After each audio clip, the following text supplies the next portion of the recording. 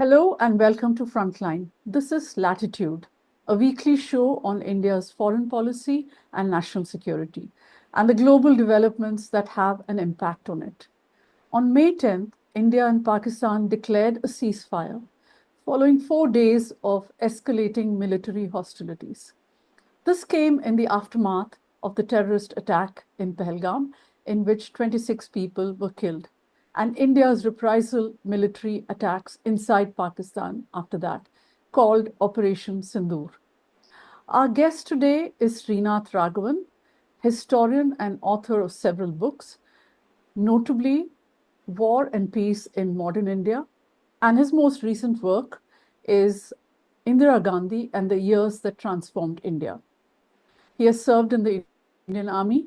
He has been a member of the National Security Advisory Board. He is also the official historian of the Kargil War. Professor Raghavan, welcome to Latitude. Thanks. Good to be with you.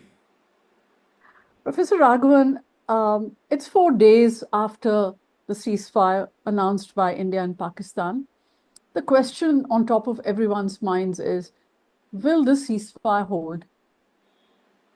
Well, it looks like the ceasefire will hold because both India and Pakistan at a political level have said that their immediate objectives for this particular crisis have been achieved. So I think there is definitely at the political level a desire not to see a resumption of hostilities at the full scale. At the same time, we have been seeing reports about violations of ceasefire by Pakistan, firing, drone activity, etc. Again, I'm in no position to verify how accurate these reports are. But I will say this much, going by, looking at the ends of various conflicts that we have fought in the past, ceasefires always take a little bit of time to stabilize. People tend to be trigger happy, tend to be a little jittery. There is always some very local jostling for advantage, even as every conflict comes to an end. And this is true practically of all the wars, crises that we've fought. I mean, even in Kargil, for several days after the ceasefire was happening, I mean, there used to be sporadic sort of movement, exchange of fire, constant conversations between the Directors General of Military Operations on either side is required to make sure that it is stabilized. So I wouldn't overread into what is happening now. It seems to me to be well within the pattern. And as I said, the most important thing is that at the political level, it seems like we do have a ceasefire. So the signing of the ceasefire itself has led to a lot of anger in India, especially in the in the BJP's core constituencies, and even in some sections of the Indian strategic community, even in the Indian military, that we have in effect snatched defeat from the jaws of victory, as one commentator has put it. Did India have a choice of actually continuing the hostilities until a victory had been extracted from it? Well, victory in any military context, whether it is a war or a crisis, is only to be measured based on the political objectives for which that particular conflict is being waged. If our political objective was a total defeat and destruction of Pakistan, then yes, perhaps we should have continued this conflict till that particular end was either attained or it became absolutely clear that it was unattainable. In this case, however, it does seem, and I'm here going by the official briefings which have been given by the military spokesperson, the Director General of Military Operations, in his press conference the other day, also explained. The Prime Minister has given a speech. None of it suggests that our objectives were that much more than instilling a degree of fear and caution in Pakistan, that support for acts of terrorism against India will go punished, that you cannot have impunity, and that we will impose costs on you in order to get you to desist from these kinds of activities. So that seems to have been a much more limited objective.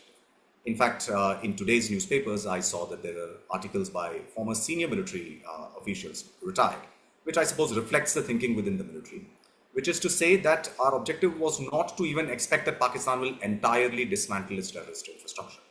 We wanted to punish, we wanted to cause damage to terrorist infrastructure and send out a signal that in the future this punishment will be forthcoming.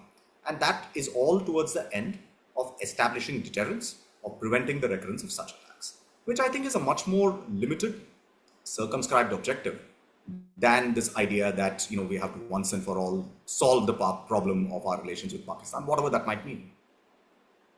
So this is the third punitive strike against Pakistan in 9 years. The first was in 2016, that surgical strike after Uri, after the terrorist attack on the Uri headquarters, brigade headquarters. The next one was in 2019 after the suicide bombing in Pulwama, which killed 40 CRPF personnel. And now this one after Baisaran in Pahalgam, the terrorist attack there.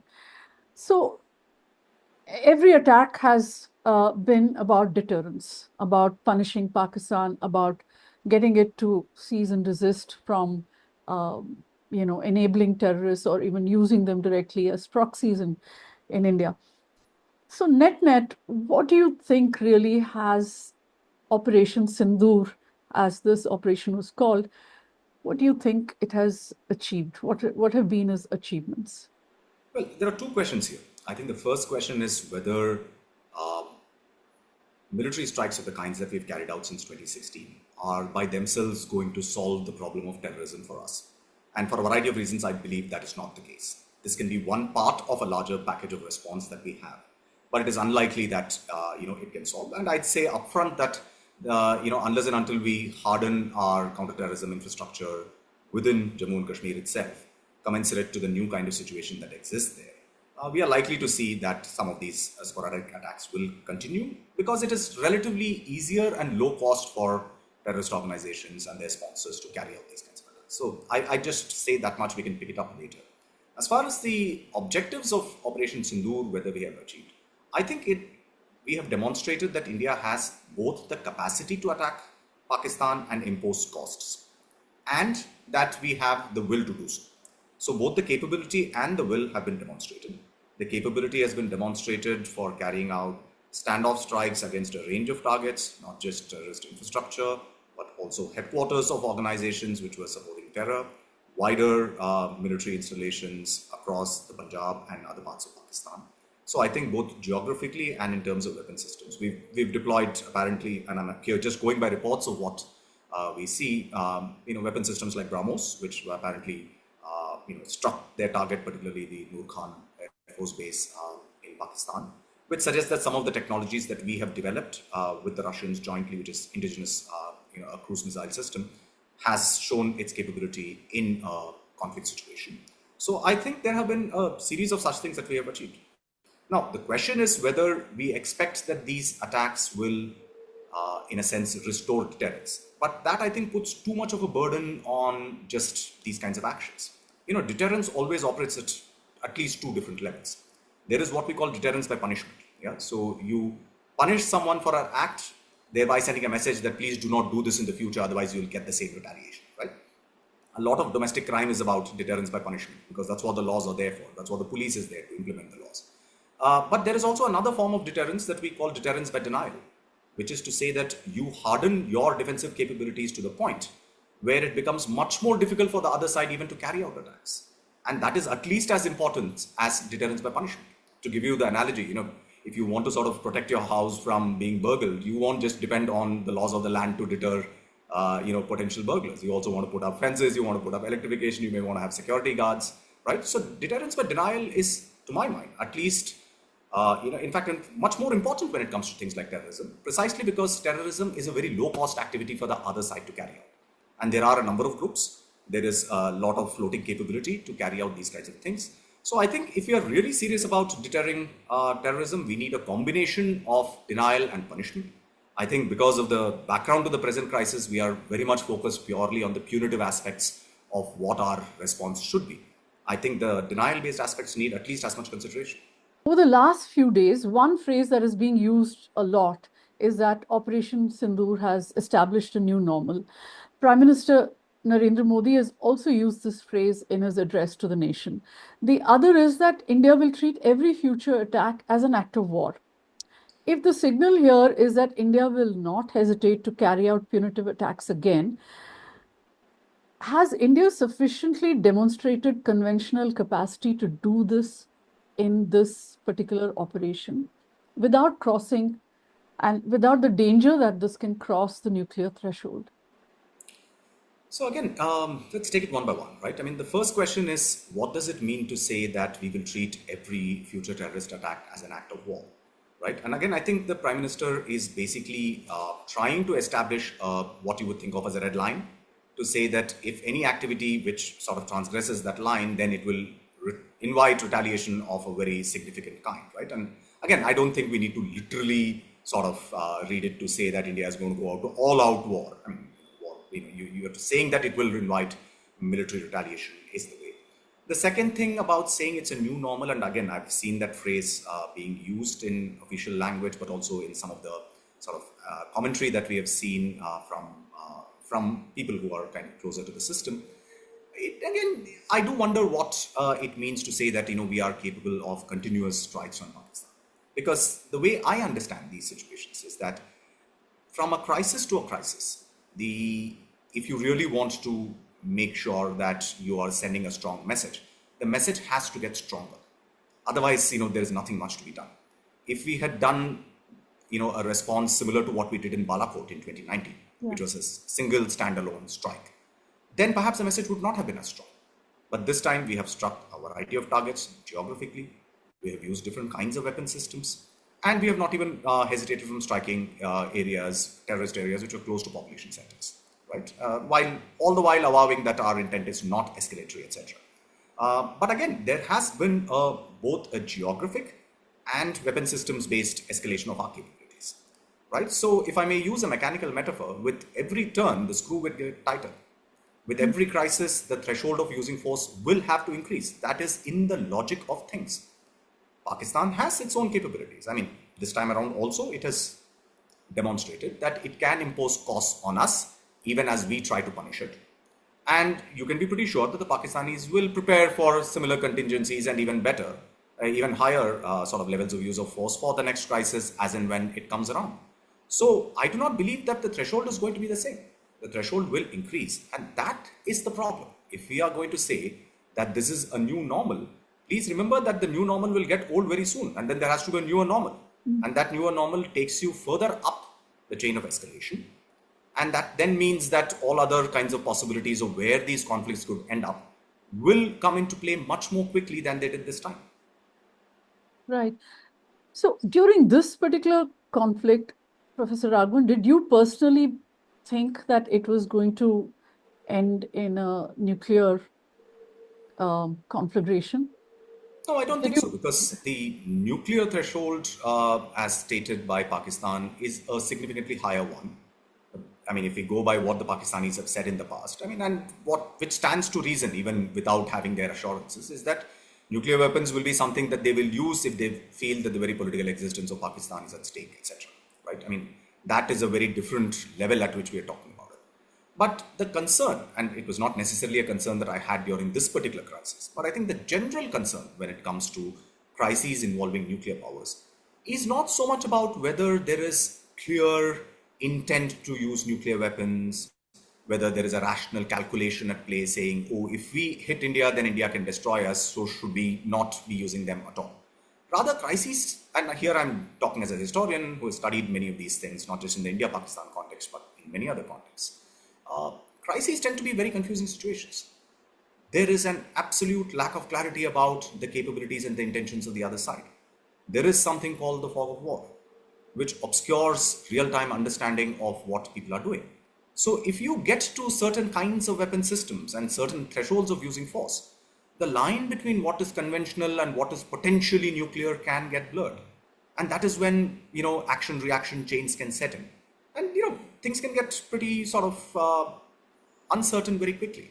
So we should not, therefore, overestimate our ability to stay in control of every situation, or hope that the Pakistanis will be absolutely rational and in control as well. Which is what I was going to actually ask you. Did you think that India had enough control over the escalation ladder in this particular conflict?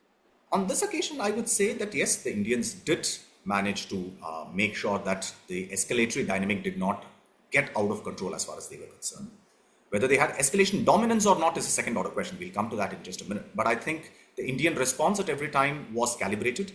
We kept saying that we are only responding to what Pakistan is doing at the same level, by which we mean what's the kind of weapon systems, what kinds of targets, etc. And we kept saying that we do not want further escalation, and that we do not want to sort of make this into a longer conflict, which I think was a good thing. But as I said, escalation is not a one-sided activity. It also depends on how the other side, right? I mean, escalation typically is an outcome of the interactive moves made by each side. When one side uses some force, the other one has to do more. Then the other one, first party, has to do more again. So there is a sort of a upward spiral, which is the way that we should understand this, right? And the metaphor of the escalator itself is an interesting one. I mean, imagine that you stand on an escalator, you can only get out at the top, Yeah. right? So there is a certain inexorable momentum to it. Yeah. In our strategic discussions, we tend to sort of use the oxymoron of an escalatory ladder. Escalations and ladders are very different things. Yeah.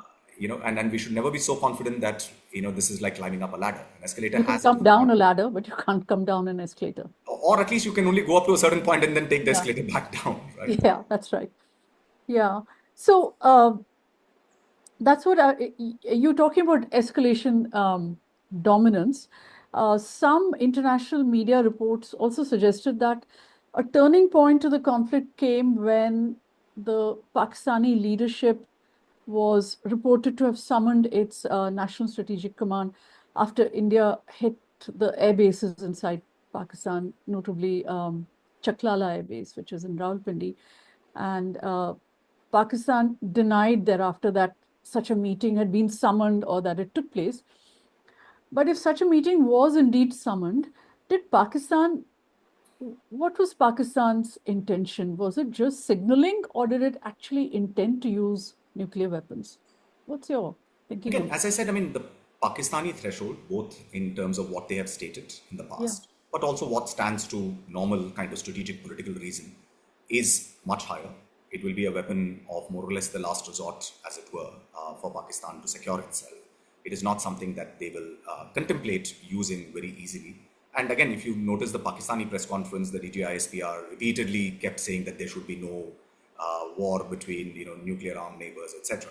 Yeah. Now, from the Pakistani perspective, however, I think it also stands to reason in a crisis like this to keep insisting that the nuclear threshold is not very far away. Mm. They have to kind of signal that in order to catalyze external intervention. Just as it stands to reason for India to say that, we will not succumb to Pakistani nuclear blackmail, which is what the Prime Minister has also said.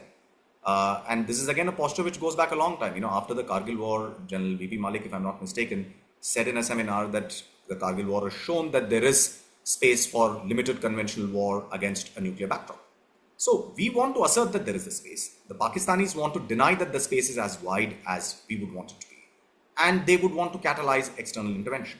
So I think the suggestion that the Nuclear Command Authority was meeting, etc., was intended to convey a message to particularly the United States, which apparently till that point of time wasn't taking the crisis quite as seriously as perhaps the Pakistanis would have liked, in order to then catalyze the kind of intervention, which I think is precisely what happened. So I think the Pakistanis, we have to make a distinction between their declaratory posture and what they say with what they do. And again, in a crisis, these things might be very difficult to disentangle. With all the benefit of hindsight, we can now look back and perhaps there is a lot more to be learned by us about how these things played out.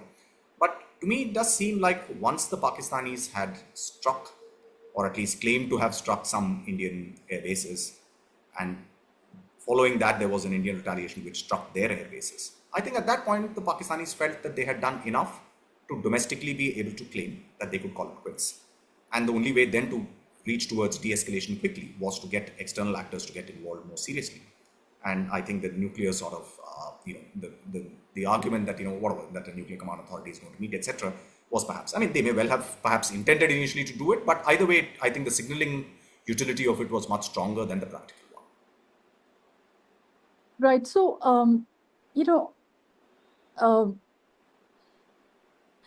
one of the things that's being said about India's response after Pahalgam is that by announcing that India would punish the perpetrators that carried out the attack in Pahalgam, but leaving it there for 2 weeks, India lost the element of surprise that is usually crucial to any kinetic operations, thus handing Pakistan an advantage. Do you agree with this view? Well, at some level, I think even if the government, let's assume hypothetically, had not said that they will do so. I think the general expectation was very much that there will be a kinetic response.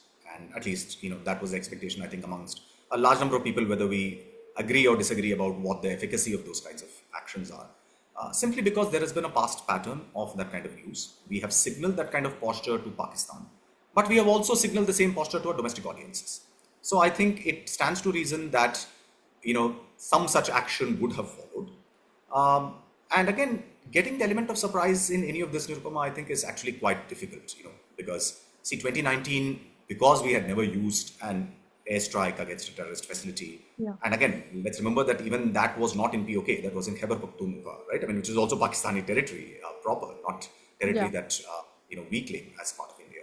So, but that was a one-off, and that was the first time we did it. So this time around, I think the expectation should have been that the Pakistanis will be much better prepared.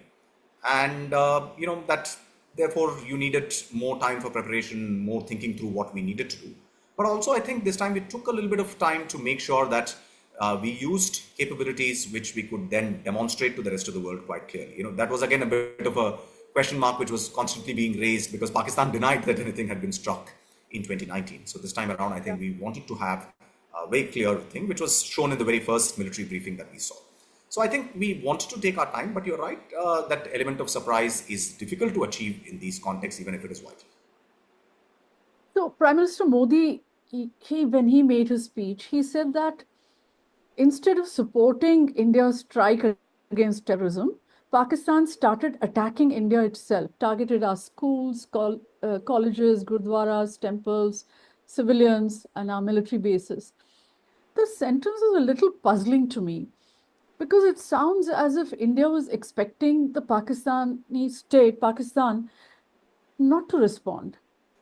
I would be very surprised if there was a baseline assumption that the Pakistanis would actually not respond at all. In fact, I'm pretty sure that the military plans would have been expecting a retaliation of some kind. Because, as a military, you have to prepare for the worst case scenario. And see, in Pakistan, as we know, there are, multiple centers of decision making and power. I think the civilian government is perhaps one of the weakest in the history of Pakistan and, is already on the ropes as far as the economy and other things are concerned. The Pakistan army itself has been under a lot of pressure from a variety of fronts, right? I mean, they've not managed to have reasonable relations with the Taliban. They're having a serious problem on hand in Balochistan. The TTP and other groups have kind of been nipping very hard at their heels.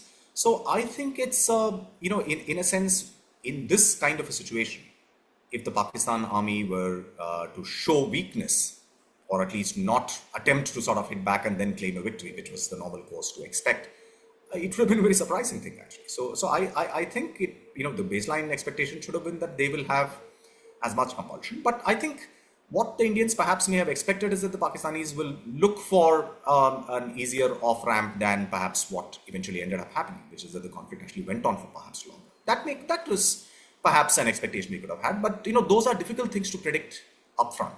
We don't know how a crisis plays out. We don't know where the possible points to sort of actually de-escalate are. So it's a little difficult to say what those expectations were, but I think certainly from the military point of view, they would have been prepared for retaliation from Pakistan. There have been several international reports, media reports, that have spoken about India losing anywhere between 3 to 5 aircraft. At one of the media briefings, when Director General of the Air Force Operations, Air Marshal A.K. Bharti, he was asked about these reports.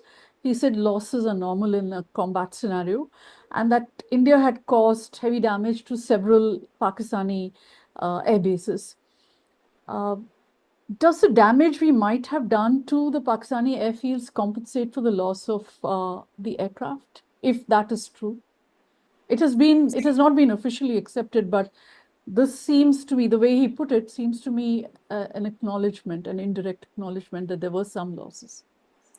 I mean, at least there was not an outright denial, right? I mean, I don't think the Indian government has denied any of those reports. And those reports were kind of coming in pretty much from the time that the news of Operation Sindoor started flashing early morning India time. I think the Air Marshal is right to say that in any conflict you should expect losses. And that, there are things that we have done which also have to be taken into the balance sheet. But I hope and I'm reasonably confident that the Air Force will do its own kind of internal reviews on this situation. Because at the end of the day, this was an operation that was planned and executed at a place and time of our choosing. As I said earlier, the element of surprise was always difficult to achieve in this.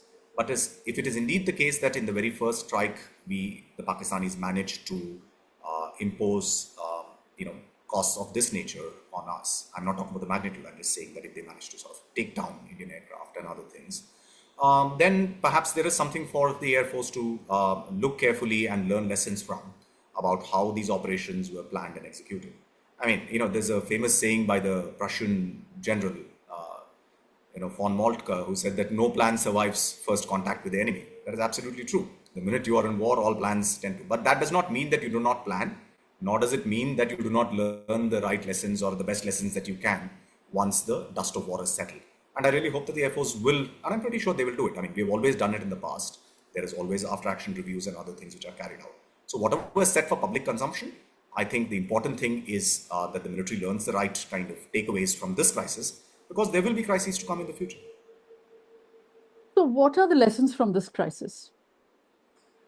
Again, at this point of time, it is very difficult to say because there is just so much that we do not know. And I'm here putting on my hat as a historian.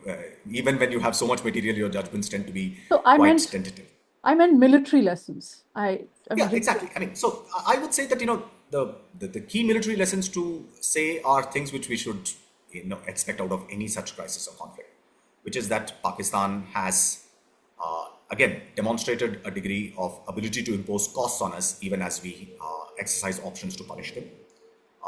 Their not just technology, but operational posture was such that they could do this. At the same time, we have managed to also sort of inflict costs on them and have used some new technologies which were perhaps deployed for the first time. And I think, we should both learn that, the threshold at which international intervention gets catalyzed is still the fear of escalation to a nuclear conflict. And I think that should be very important because, as I said, the next crisis, the threshold of force will have to be higher. The screw will have to get tightened with the next turn. And at that point of time, we are going to have even lesser window because the crisis will start at a much higher level of escalation. See, in 2019, you did one strike. This time around, you've done a bunch of strikes. Next time around, you have to do something more or something different, something qualitatively and quantitatively different. And that will mean that the Pakistani response will also be different because they would be expecting you to do it. That is the way they will take away their learnings from this. So the next crisis will, I think, escalate rather more quickly. And therefore, we should be sort of prepared that we may not have even this much of a window to do what we want to do. And by saying that this is the new normal and that every future terrorist attack will be an act of war, have we actually, does this run the risk of, handing over the levers of this conflict, of any conflict in the future, to elements that want to start a war? Well, certainly that is one way of one potential implication. And again, we have in fact made that possibility somewhat more difficult by saying that we will treat every act of terror as an ipso facto an act which has been initiated as an act of war by the Pakistani state, right? So we have drawn a very tight link now between these, which also means that we do not have any kind of, there is no onus on us to establish that these attacks actually have anything, right? I mean, so all of those expectations are thrown overboard. We will treat every act of terror as if it's an act of war initiated by the Pakistani state, and that our reprisal is sure to come, and that this is the threshold from which things will begin. Then, you are setting yourself up for crises which will escalate more quickly and more sharply, and perhaps will catalyze international intervention of other kinds as well. I mean, again, just think about it. Here I'm just speculating, but, we need to put ourselves in the other side's shoes from time to time when we think about military matters, right? I mean, it's not just about what we have done, but what they will do. If you are Pakistan military today, one of the strongest incentives you will have is to sort of acquire greater operational and strategic proximity to China. Because if it is the case that, India is going to hit you automatically every time something happens, and you have no desire to sort of wind down those assets, then, you better prepare for other eventualities. And I think diplomatically, the United States is the country to catalyze, but militarily, perhaps it will be China. And again, I'm not saying that the Chinese will get involved in an India-Pakistan conflict simply at the behest of Pakistan. But as we have seen, I mean, the issue is not just this time around the use of Chinese technology, which has been reported, but the fact that Chinese operational concepts have been used by the Pakistan Air Force. That could not have been done if there was not a degree of operational and military coordination between those two sides prior to this conflict coming on. So they have been sort of preparing and training to use these in certain ways. So, the problem with a lot of analysis typically is that tends to focus on technology. Technology is important, but the operational concept within which a technology is deployed in war is more important still. And there, I think the operational concepts which they have deployed are seem to be those which are borrowed from the PLA Air Force, which has created them for other kinds of contingencies like Taiwan. So we need, therefore, to be mindful of the fact that the Pakistanis will want to go further in this. So that has all kinds of implications for how our relationship with China plays out. That said, the Chinese were initially, they did condemn the attack, which because they themselves have concerns about Islamist terrorist organizations in Pakistan, in China, and China doesn't generally take this. But once it became clear that there was an Indian strike, etc., which was imminent, then we saw that the Chinese were willing to give more cover to Pakistan, particularly in the UN Security Council context. We did have a statement which was supportive of India and condemning the terror attack, but refused to sort of name the group which had claimed responsibility, etc. So some degree of cover was given.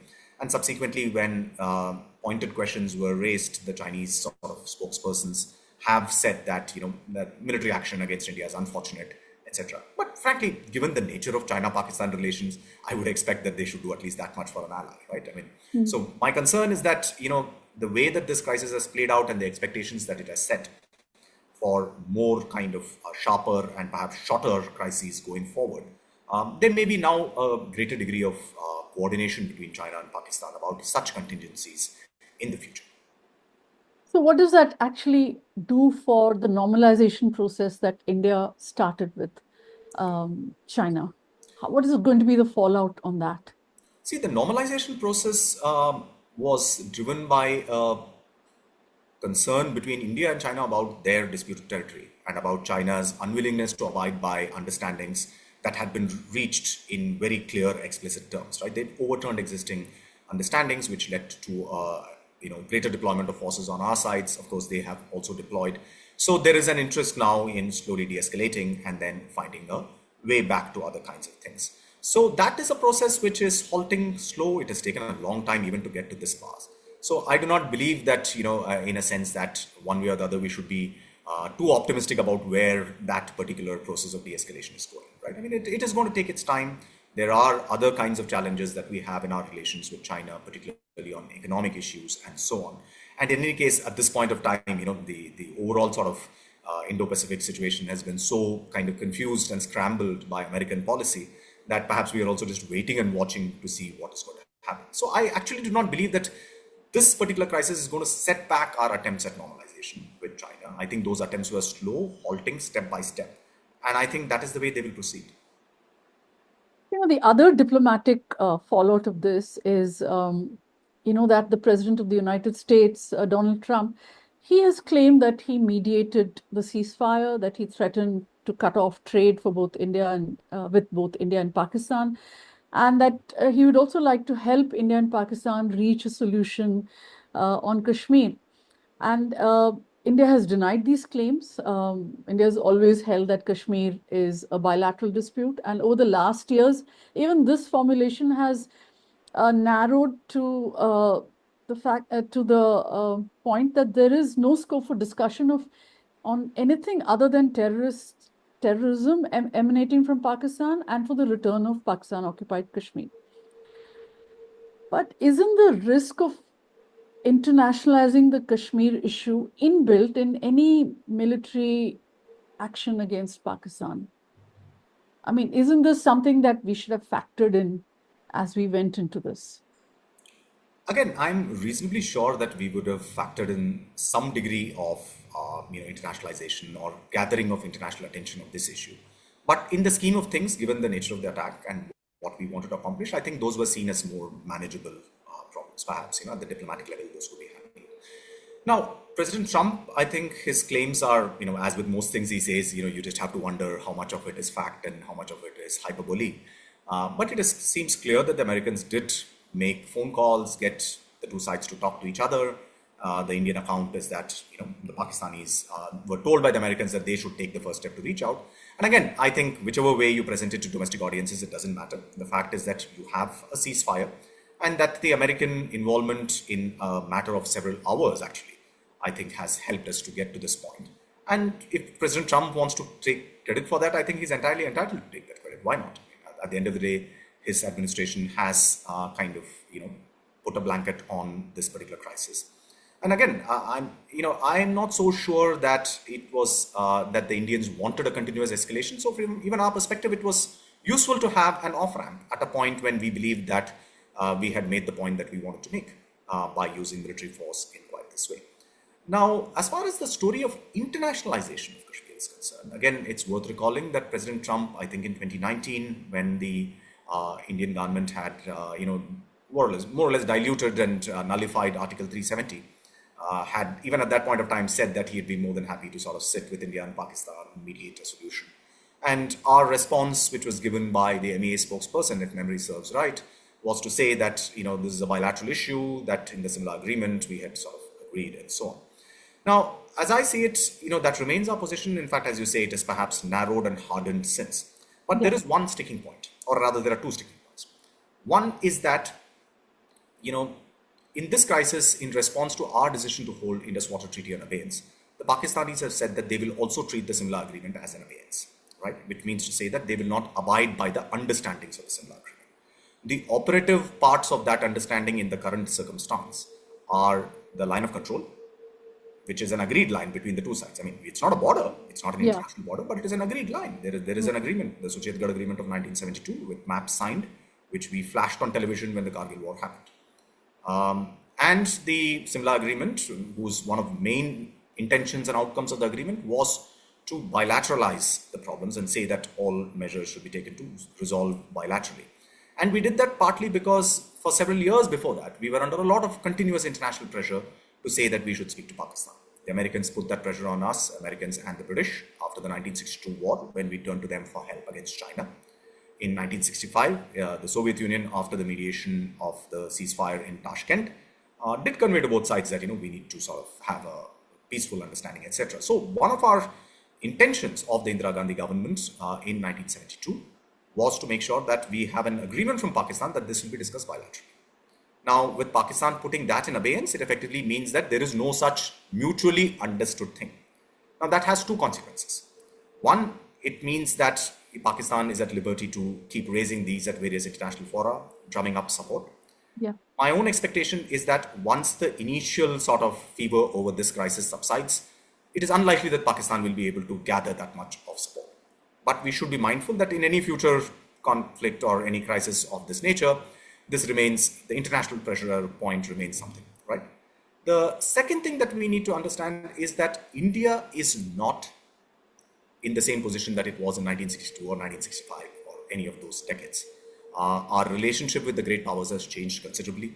We matter a lot more to the United States, to Russia and other countries for them to be able to sort of pressure us to do anything that we do not want to do. I think even though there has been no official refutation of the claims saying that India and Pakistan will meet at a third-party location, neutral location, right? And when was the last time? Tashkent, 1965.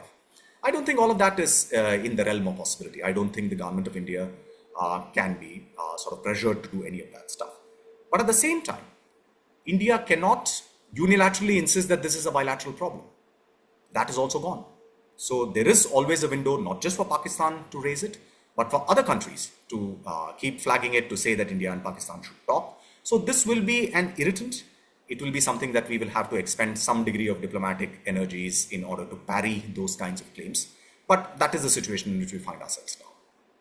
Yeah, and just as we thought that we were over this problem, basically, that, after the abrogation of Article 370, that we had actually successfully managed to convince the world that the Kashmir problem was essentially over, and that now it was, India's problem alone to sort out what remained internally in Kashmir, and Pakistan had absolutely no say.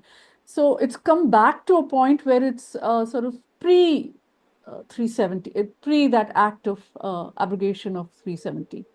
Do you see it as that? I don't actually, because I do not believe that the abrogation of 370 would have taken Kashmir away from international sort of spotlight in to the extent that it existed. It was not the same as in preceding decades. That much I've said already. Yeah. Because see, 370 is effectively a move about the constitutional relationship between Jammu and Kashmir and the Union of India. That does not take away from the fact that India still claims that there is an part of Jammu and Kashmir state which is under Pakistani occupation. Yeah, we never said that by abrogating 370, we do not that we are writing off our claims to POK. In fact, the problem cannot go away in an international sense till such time either we agree that POK is with us, back with us, or that we agree to sort of have a clearly defined international border. So 370, contrary to all the talk and commentary here in India, was never about removing Kashmir as a problem. It was about changing the nature of your relationship with that particular within the constitutional framework of India. And that gave you certain kinds of powers to deal with the internal security dimensions of it because the union, as a union territory, you also had more powers vested in the union government for how you could deal with law and order, etc. But I think none of that would have been a solution to the Kashmir problem. I mean, I don't think, because there is a contradiction between saying that we want POK back and that the Kashmir problem is solved. I mean, both things cannot be said in the same breath. So I think the international dimension of it remains. It will remain till such time India and Pakistan find a solution to that problem. In anticipation of a question, I may just say that I do not believe any such solution is possible in the near future or even in the middle term future. There are many problems in international politics which are not amenable to solutions. You can either manage them or you can endure them. I think that is the realm in which we are. I'll just come back to Kashmir, but before that, I wanted to ask you about the reaction of the world, not just the United States, but also of all its friends that India approached and who counseled India and said that, well, you have to sit down and talk to Pakistan, and basically counsel both sides that they should show restraint and talk this out. And this is being seen as in India as pandering to Pakistan, that the world is once again pandering to Pakistan. And the question that has arisen from this is, well, we thought that the world's interest in Pakistan ended when they when that whole war in Afghanistan ended, when the US forces and NATO forces pulled out in the way they did in 2021, and that Pakistan had become irrelevant to the world. Now people are surprised that Pakistan is still relevant. So why is Pakistan still relevant to the world, if that is what it is? No, because I think the baseline assumption that Pakistan only matters to the world because of certain kinds of, its strategic location, etc., have always been proven to be wrong, because Pakistan has reinvented itself from time to time in the sense of what it makes it important. See, and in international politics, a country of the size of Pakistan, with the kind of population that it has, a nuclear weapon kind of endowed military, is not going to be treated as an absolute sort of outlier and a pariah in the way that we may want to Pakistan to be treated. In fact, I noticed even during this crisis there was a lot of hand wringing saying the IMF has approved the loan for Pakistan, etc. I mean, that's not the way international politics works. Every country, every sovereign country has its own position, has its own role. In the past, the United States needed Pakistan for a variety of reasons. During the Cold War, Pakistan was a frontline state as far as keeping an eye on certain aspects of Soviet Central Asia, etc. is concerned. Subsequently, in 1971, Pakistan was very important because it helped the Americans to reach out to China, which is why at the in the greatest war which was fought between India and Pakistan, the United States actually stood squarely by Pakistan.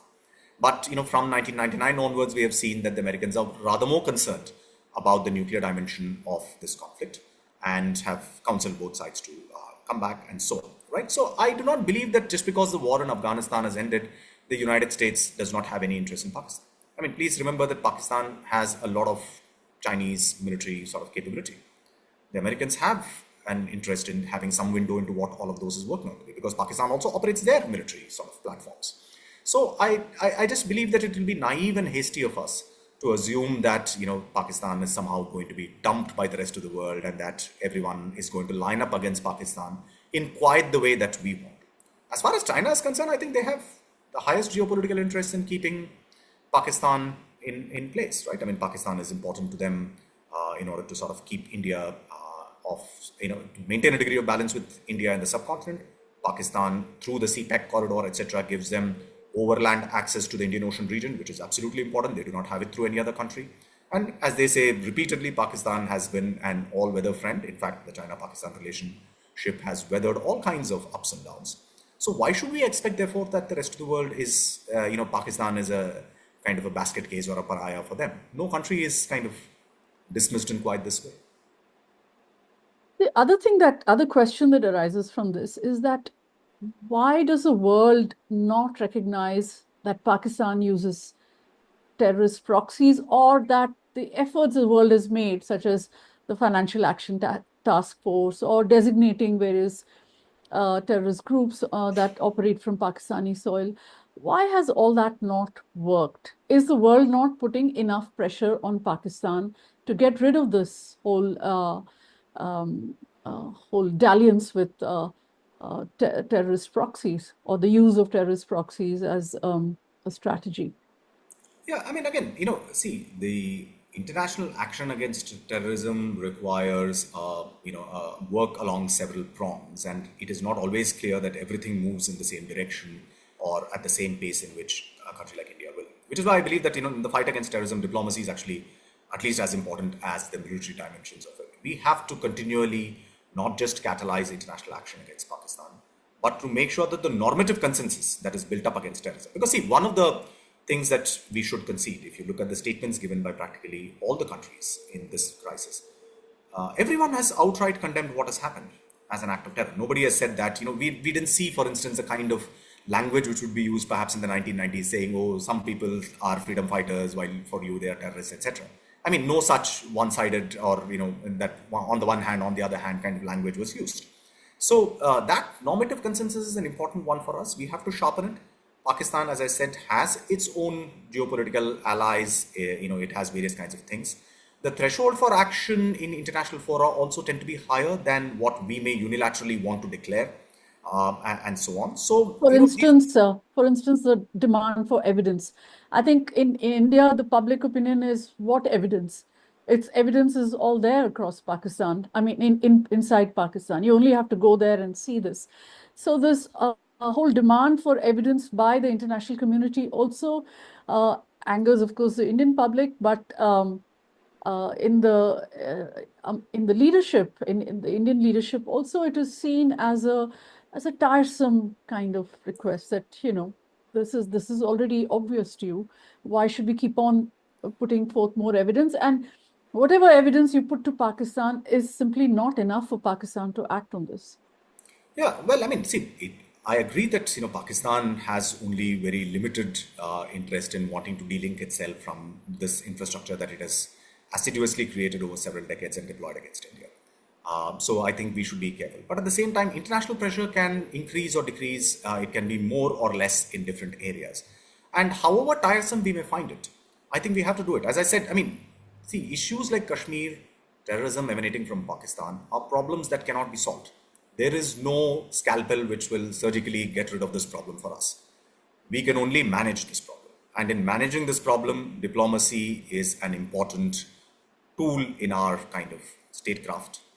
And if we do not manage it, then you'll have to endure the consequences of it.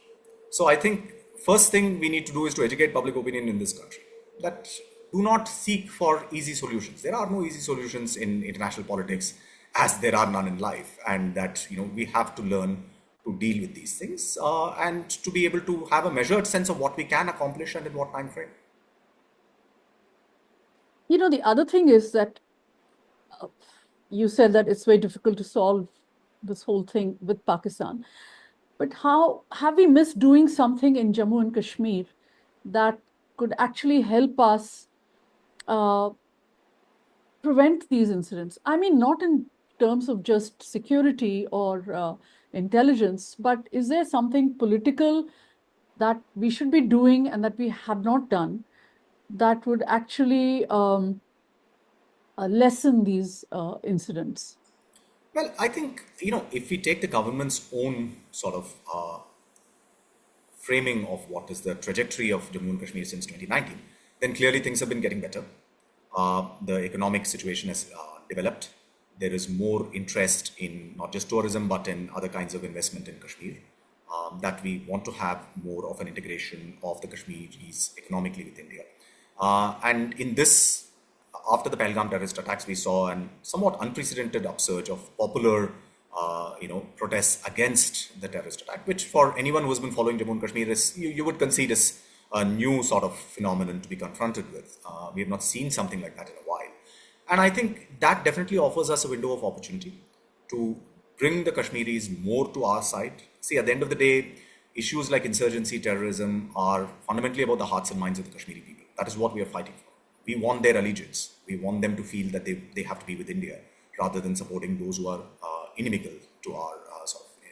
So it is important, therefore, that I think we still have the window of opportunity to take this forward and do it. The other thing I will say, and I think you were hinting at it in your question on diplomacy. See, I think our position on diplomacy with Pakistan has become more or less that diplomacy is a reward that we will give to Pakistan for good behavior. In my opinion, that fundamentally misunderstands what the nature of diplomacy is. Diplomacy is there to manage very difficult relationships. It is a very important thing for us to have, whether we agree or disagree. Even countries which are at war with each other typically tend to have close diplomatic sort of engagement and contact. So by saying that, listen, we will not talk to Pakistan at all, or that talks and terror cannot go together, I mean, that is true at the level of saying that we do not accept terrorism. But by saying that we will cut off all diplomatic engagement with Pakistan or have only a very minimal kind of diplomatic relationship, is, I think, to deprive ourselves also of certain very important tools, not just of crisis management, but of shaping the relationship in the longer run and managing it. Again, as I said, I am not an optimist who thinks that peace is around the corner and that we're going to have a solution. But I think diplomacy has a somewhat different role than what we seem to be imagining it to be. And treating diplomacy as a reward for any other country's behavior is, I think, to drastically devalue that tool in our hands. You mentioned the Indus Waters Treaty a little while ago. And India has said now that, of course, that there's going to be no peace dialogue. And Indus Waters, the treaty remains in abeyance. What repercussions might this have in terms of how this whole crisis pans out? No, I think we have said quite clearly and strongly that the Indus Water Treaty will remain in abeyance. Yeah. It will take us a while before we can actually, even if we want to, make systematic efforts to divert flows of water to Pakistan, etc. There are things that we can do in the short run. For instance, we can stop sharing, actual real-time flow of data of river water flows, etc. We can even resort to other things like flushing out our, reservoirs, which will make life somewhat miserable for Pakistani farmers downstream because, you can push out a lot of silt, etc. But beyond those kinds of things, which will only be sort of whatever, which will be pokes and pressures, if we want to systematically kind of deprive Pakistan of any of this, it is going to take us quite a bit of time and thinking to be able to actually come up with all of that. And I do not believe that the Pakistanis will take that kind of a position lying down. Agriculture is a very important part of the Pakistani economy. I think it accounts for about 40% of their GDP. It employs about 40% of their workforce. As a lower riparian, Pakistan has every interest in securing this. So I think, there is an element of hyperbole in the Pakistani response to say that, we'll treat it as an act of war. I mean, it's a bit like India saying we'll treat terrorism as an act of war. I mean, so, but yes, this is an issue. But my broader concern is that, whether it is India or Pakistan or Bangladesh or even China, all countries which have waters flowing out of the Himalayan watershed, I think, with the climate crisis looming and actually on hand and creating new kinds of challenges for us practically with every season, collective action on climate problems and issues is actually going to be a much greater imperative for the subcontinent. In fact, I would go so far as to say that perhaps in the middle term future, it will be even more of a challenge for us than issues like terrorism. So if we sort of walk away from Indus Water Treaty or refuse to abide by whatever provisions there are even for renegotiating, right? I mean, the treaty itself has provisions. Yeah. But that will require us to go back to diplomacy rather Yes. than walk away from it. Yeah. And I think, signaling that we are not interested in any form of collective action will, I think, make things much more difficult for all these countries in the region, including us. Again, see, vis-a-vis China, we are the middle riparian on the Brahmaputra. We have concerns about the Chinese announcements of all kinds of things. For years, we've been saying the Chinese do not share river water flow data. Now, going forward, all of these problems are going to get much more accentuated and aggravated and will assume a magnitude, which will affect common people across this region in significant ways. So I think our willingness to sort of walk the road of collective action on these kinds of questions could be damaging to our own self also. So it's something we need to bear in mind as we think about what are the next steps as far as the Indus Water Treaty are concerned. When you talk about climate change and water shortages and all the other things that happen, uh, um, are, are likely to happen, glacial melts, the whole thing. One of the things that the Kashmiris have been saying is that this is going to be a huge problem for that particular region because they are in the Himalayas, and that is where all this is happening, right? And they are saying that this is in this conflict between India and Pakistan, we don't have a voice. Where is our voice in that? Why are we being denied this voice? Isn't that a fair demand? Oh, it is a fair demand in a sense that any of these kinds of projects will have to take the interests of local populations into account. But again, it's worth remembering that the Kashmiris are actually opposed to the provisions of the Indus Water Treaty for a long time now, because it puts restrictions on how India can use the waters, particularly of the Chenab and Satluj. So there have been sort of calls. In fact, if my memory serves right, there was a resolution adopted by the Kashmir Legislative Assembly in the year 2003, when they said that the Indus Water Treaty must be revisited, etc., because they feel that the state is being deprived of other kinds of energy resources which could come if India were willing to harness these resources more. And there are limitations that the Indus Water Treaty places. And of course, in the new present context, there are other kinds of problems that the Kashmiris are facing and they will face. So I think whichever way you look at it, I think collective action which involves multiple stakeholders is the only way forward for us as we deal with our neighbors or with states within India when it comes to the climate crisis and its implications. So, which is why I feel that we should, whatever the sort of temptation to use the Indus Water Treaty as a point of pressure against Pakistan, we should think about what the medium and long-term consequences could be. So not just the Indus Water Treaties, but the Kashmiris think of themselves as a stakeholder in this entire conflict. I mean, how can India and Pakistan decide the fate of us Kashmiris? That this is about us really. And where are we in this whole thing? We are not, even when India and Pakistan discuss even diplomacy, we are not at the table. So that's really the question I asked. If, isn't that a demand that has to be addressed at some point? Well, I mean, I think it is certainly the case that the Kashmiris are, as the state which is embroiled in this particular conflict, central to the way that this particular dispute plays out, etc. And as I said, I mean, we are at this point of time in a situation where Jammu and Kashmir has been reduced to the status of a union territory, etc. The government has already promised that statehood will be restored. I think perhaps moves in that direction are now the first steps that we will need to take in order to create a new matrix within which we deal with Pakistan and do not allow Pakistan or the terrorist organizations to weaponize the Kashmir problem against us, right? I mean, I do see that there is a window of opportunity.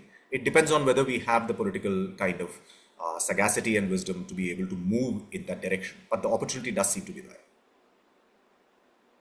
Thank you, Professor Raghavan. That was a really interesting conversation. Thank you for your time. It was a great pleasure talking to you. Thank you. It was very nice to be here with you.